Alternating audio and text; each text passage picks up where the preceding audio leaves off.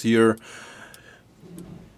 a great number of migratory birds would gather here. And now we have, at this time of the year, a fair amount of birds under level 1 of national protection. And you can see this is the mother river of China, Yellow River. And you can see that the water is receding, which gives way to a lot of wetland and river beaches. And also the river is full of such resources as weed and fish and shrimps. So we're here to understand more about the migratory birds, and we have a guest here, Director Guo. Please introduce yourself. Good afternoon to all the viewers. I'm Guo from the Protection Office of National Nature Reserve of Yellow River Wetland. So each year you can conduct patrol and monitoring efforts. And what is your work going on? So in the Yellow River Wetland National Nature Reserve, we truly enjoy a very good geological location, and we cover a very big area. And from November up until present, we have welcomed more than 60,000 birds. What are the most precious species? We have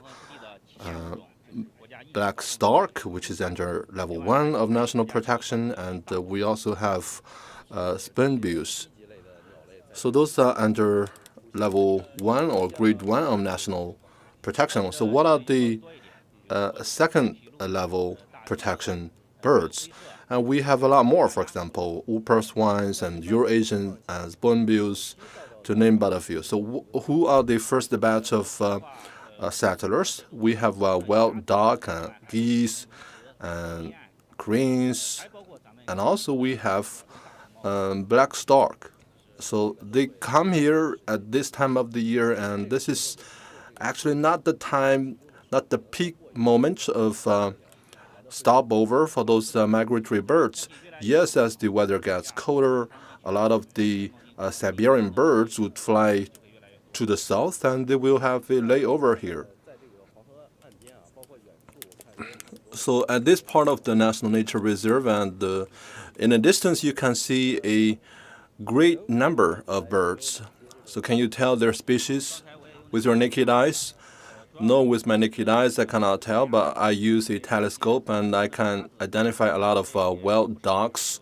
In different species, for example, falcated ducks, and also green-headed ducks, and also red ducks, and crane ducks, and we have a huge number of ducks. This flock of birds in front of us, which are frolicking, and what are their life like on a daily basis? So they would be seen resting and foraging and frolicking in a day, and when they have enough food, and they would take some rest at the shallow water area, and they would expose themselves to the sunshine, and that's their life. So a huge number of birds are migrating, and they are having a stopover in this place. So when they select a site of stopover, what are their considerations? Well, they surely have their own considerations. Number one, the place has to be ecologically pleasant, with a lot of food and with a high level of safety and security. And this is why we are particularly attractive to these birds. And look at the lucid water here. We have plenty of food, and there is minimum interference from human activities in this area. So that's why they are here. So when they come here in flocks or as single birds. Most of them would come here by flocks. And this is by their natural instinct, because when they fly with a formation, they can minimize the negative impact of turbulences, and they can have better aerodynamic effect, and it's also much safer. The leader of the formation would make it easier for them to navigate, and it would make all the other members of the team much safer. So we have a lot of photographers, and let's take a look at those birds from their lenses. So we do have a lot of ducks. This one we're looking at is black stork. If I zoom in, you can see it clearly. Apart from black stork, what are the other birds that you have captured? Big swans, small swans, and Eurasian spoonbills, and also ducks. Yesterday I saw 200 to 300 such ducks. It was pretty windy yesterday, so truly there were a great number of ducks. And on the 17th, I saw about 200 small cranes and swans. And normally you'd find them in December, but this year you saw them in November. And in March this year, during the migration season, I saw 600 such swans. Right now, the most commonly seen birds under Grade 1 national protection is a black stork. Normally, you can get 80 spotted every year. So you can see that they have become a guest of this place. Yes, and they're just like the great panda in among birds. Well, can you show us the black stork that you captured? Yes, they're very gorgeous, although they're not black all over, but you can see that at their neck it's a little green. So what are their habits like? So they're mainly covered by red, and they give you this metallic blaze under the sunshine. They have very long legs, and they have long beaks, and they can capture some fish and shrimps. So it's pretty comfortable for them to pick up those small animals. And they also eat some eels and shrimps from the mud. So the black stork is truly an endangered animal. Around the whole world, we have only 3,000 such birds. So it's very precious. As you have mentioned, you have captured more than 30 such birds, and this is a record number, correct? Yes, for this time of the year, this is the peak number that I have captured, and as the weather gets colder, I will definitely find more stocks. So do they settle down here in winter, or do they simply get refueled and then leave the place? Well, they would just spend the whole winter here, and next March, when the weather gets warmer, and they will return to their hometowns. So how big can they get? Well, an adult stork can reach 1 meter tall, and it's truly very magnificent. And if you place one stork among a flock of birds, and it's quite outstanding. So in my interview, I saw that you captured a very precious bird, which is also under Grade 1 of national protection. So tell us where you spotted this bird. So in the Yellow River Wetland National Nature Reserve, we have a lot of rivers and also cropland. When we were patrolling the cropland, and we found these birds. In Chinese, we call it dabao. It's a smaller size of swan, but it's fairly big as the bird, and they come from Mongolia and Inner Mongolia. And an adult bird can weigh as much as 10 kilos, and they prey on plants, little buds and seeds. And these dabao birds, I would say it's even more rare even than the black stork, and they turn to play in very safe places such as the cropland, and they can hardly be seen in the water because they are feeding on those plants and seeds. And also they are quite vigilant. Is that true? Yes, you cannot get too close to those birds, and they get very vigilant with off a distance of 500 meters. So this is the great bastard or Otis tada that we call professionally, and most of the times you can find it in Inner Mongolia or Xinjiang. And during winter, you can find them in cropland in North China, and because they can find a very rich base of food. And talking about the great bastard, and we also identified some Eurasian spoonbills a couple of days ago. Is that correct? Yes, and the spoonbills, the most dominant species of birds under Grade 2 of national protection. They have longer beaks, so that is why we call it the Eurasian spoonbills, and they prey on fish and shrimps. And when they prey or forage, they don't do that selectively, and they would just scout the whole line, just like what we do during demining. According to our monitoring at the Yellow River Wetland National Nature Reserve, we have a wide variety of fish species and resources. Oftentimes you can see the Eurasian spoonbills and black stork, and there is no competition between different species. Truly, this is a very harmonious scene of ecology.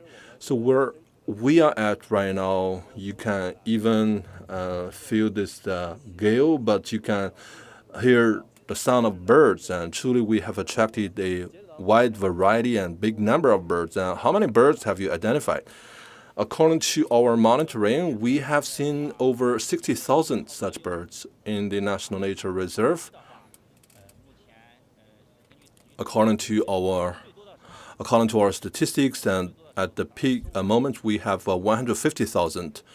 So in how many varieties? We have 330 species under Grade 1 national protection. We have 15, including black stork and European spoonbills, and under Grade 2 protection, we have 58 species, such as the common crane and falcated ducks and geese.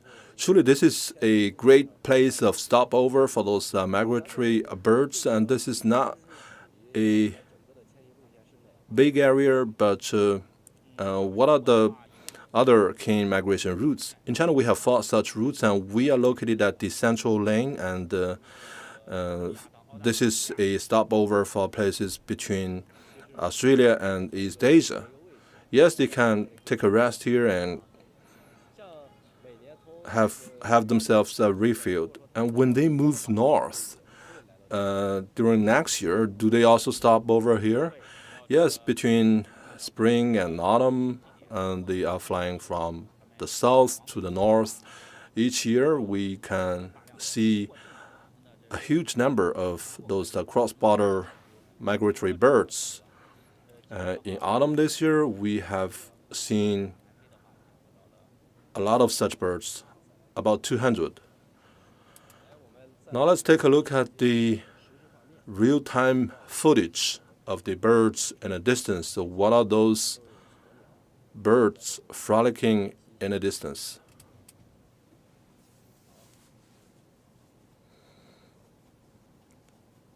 So this is a wild duck.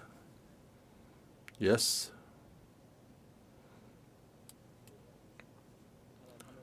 And I can see that they are swimming on the waters.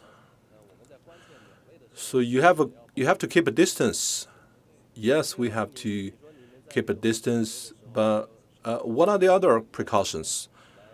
Well, they are quite vigilant, so we need to minimize our interference. We need to ensure a proper and comfortable environment. Make sure that they are not frightened by our activities so that they can truly enjoy themselves, and we have to maintain this harmonious relationship with them.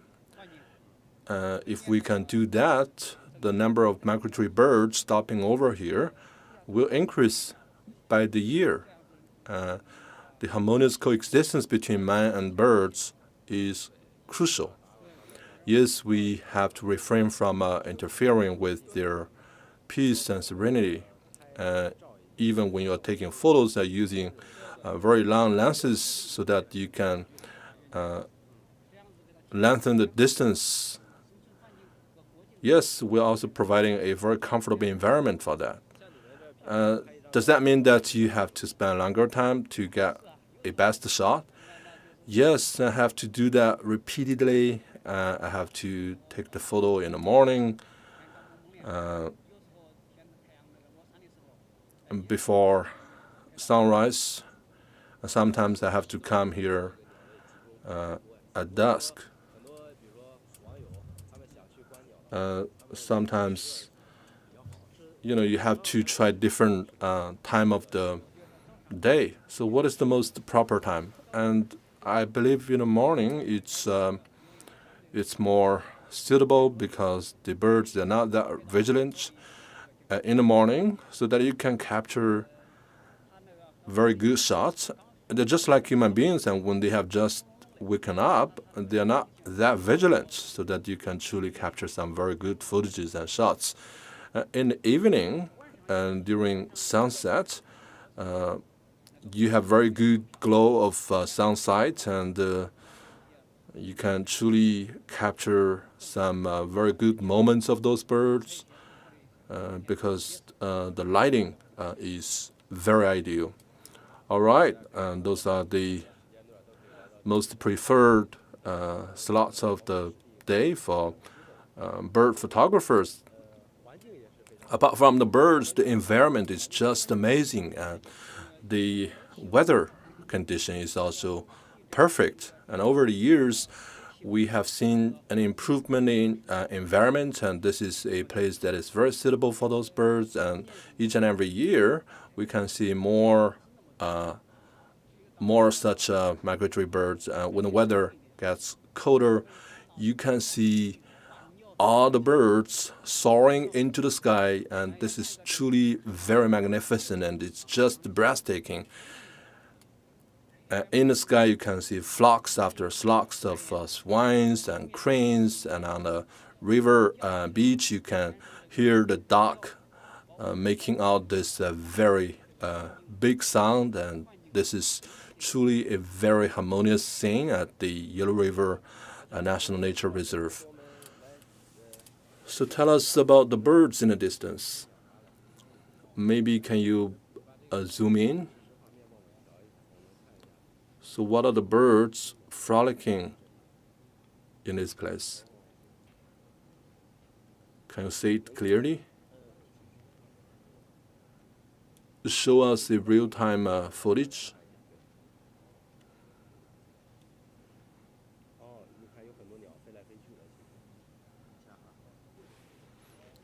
On your right, if you turn right, you can see a big flock of birds.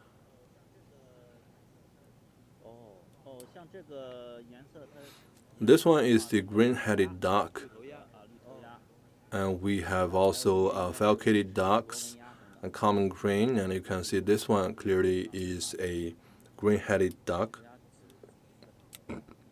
Why do they gather together as one group? Well, because this is their animal instinct, and they like to stick together as one group. Because they are ducks, and they just spend their time foraging and resting or frolicking. Truly, they are having a very cozy lifestyle here. We have the perfect temperature. It's not very cold. For them, it's even a little warm. This is like them having a vacation in this place. Because most of the migratory birds, they would fly to Australia. So this is not so cold a place at this time of the year in China. So have you identified some new species of migratory birds? Between January and present, we have seen 7 new species that were not identified in the past. In Luoyang, there are 2 new species. One is a chicken and the other is a duck, and I can show you the photos. So these are the new bird species that we identified this year. We talked about black stork and the Eurasian spoonbills, and these are the common guests that we see. And take a look at this. And this is a crane. We call it the colorful crane.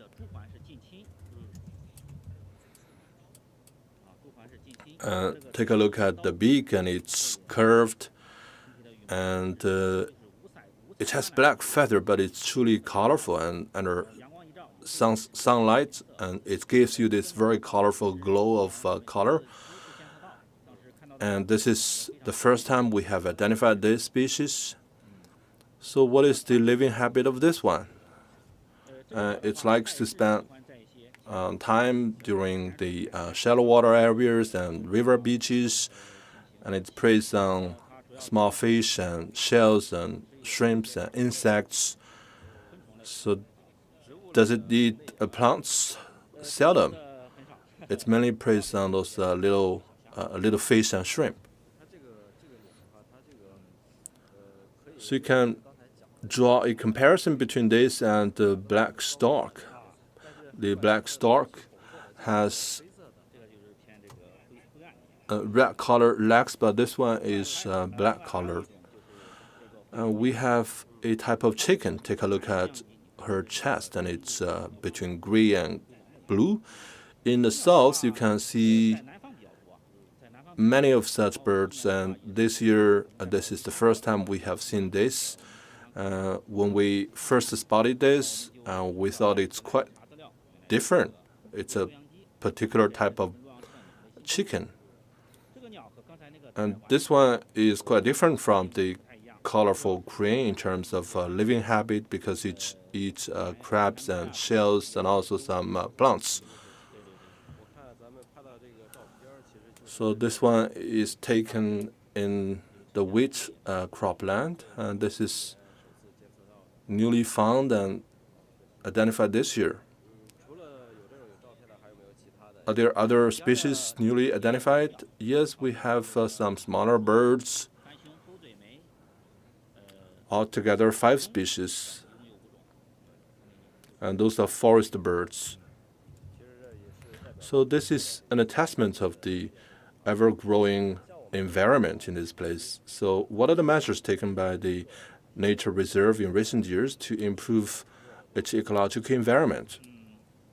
In the past, at the Yellow River Wetland, we have a fishing industry, we have farming industry, but in recent years, the local government has engaged heavily with tremendous efforts to return to the original layout of ecology. We planted some water plants, and according to the living habits of migratory birds, we set up some stopover nests. And because they have a particular demand for food, so we engaged in some ecological restoration efforts accordingly, and that's why we have seen more migratory birds. On both sides of the river, we have a lot of reeds and weeds, and these can become the sources of food for those birds. I'm standing here, and my feeling is that this is truly a very serene place, very quiet, and it's far away from the downtown center. What are the other efforts that you put into protecting this place? We conduct patrol and monitoring along the water banks.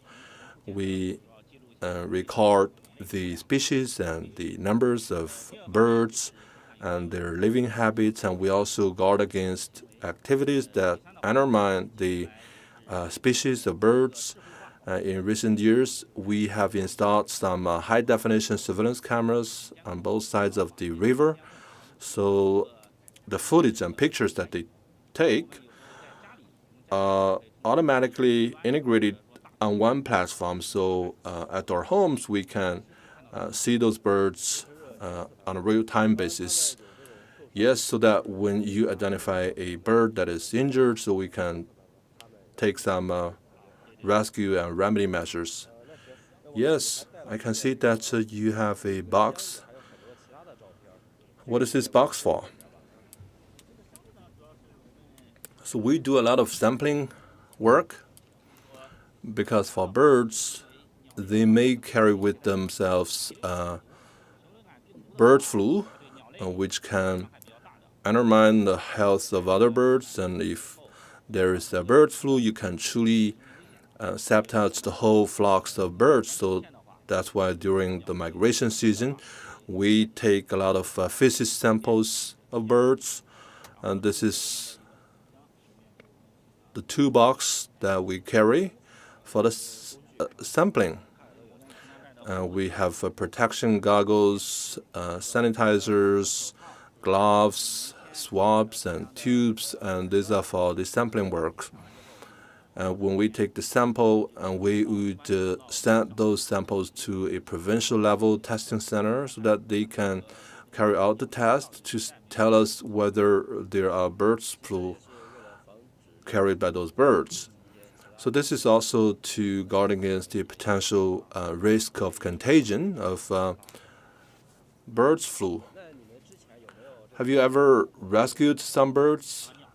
Yes, and there are injured birds because this is such a big national nature reserve, and I have some photos, and let me show you. So this one was taken in July this year. I would say between June and July. This one is a very precious bird, and it's called a tercel or falcon. And I saw his leg was injured, so I brought him back and got him sanitized. He was very weak and fragile, so I purchased some meat and I used a tweezer to feed him. And this is me feeding this bird with meat. I wanted to feed him some water, but it was truly fragile and weak, so I dipped a water with a swab and I feed him bit by bit. After half a month, his wound got recovered, and he also recovered to his own health. So later we trained him with flying, and then it took another month for him to return to full state of health, and then we just let him loose in a wild. So it was able to fly, but I found out that he was quite recalcitrant of leaving, because we have been together for 1 month, and there is a bond cultivated between me and the bird. So in this year, have you carried out any rescue efforts for those migratory birds?